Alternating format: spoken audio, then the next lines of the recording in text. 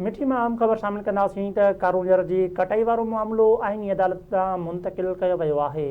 कारूंझर जी कटाई ख़िलाफ़ high court असांजे हक़ में फ़ैसिलो ॾिनो। वकील मुनवर सागर जो इहो चवणु आहे सिंध हुकूमत फ़ैसिले खे आईनी अदालत में चैलेंज कयो आहे। आईनी अदालत में 26 नवंबर ते ॿुधणी थींदी, नोटिस पिणु मिलिया आहिनि।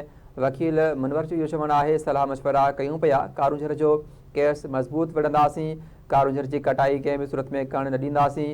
सिंध हाई कोर्ट जे फ़ैसिले खे बरक़रार रखण लाइ तयारी कई वई आहे। अहम ख़बर आहे मिठी खां कारूंझर जे कटाई वारो मामिलो आईनी अदालत ॾांहुं मुंतक़िल कयो वियो आहे। इन हवाले सां लाइन ते मौजूदु आहे मिठी खां अता नोड़ियो। जी अता, कहिड़ा तफ़सील आहिनि? जी बिल्कुल ही कारूंझर जी कटाई वारो मामलो सुप्रीम कोर्ट जी आईनी अदालत ॾांहुं मुंतक़िल कयो वियो आहे।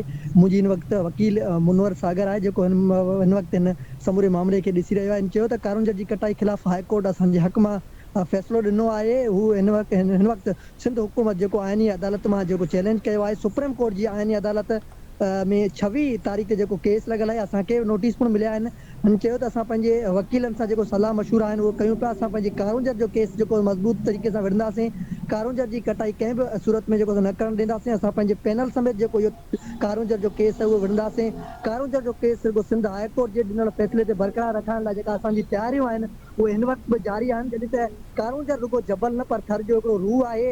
जॾहिं त समाजी अॻवान अलाह रखियो खोसो आहे, उनजो चवणु आहे त कारूंझर असांजी सुञाणप तारीख़ ऐं सक़ाफ़त आहे। उनखे कटणु ख़तमु करणु या नुक़सानु पहुचाइणु थर जी दिलि खे ज़ख़्म करणु बराबरि आहे। कारूंझर नस्लनि खां पवित्र मक़दस जेको आहे उहो सम्झो वञे थो।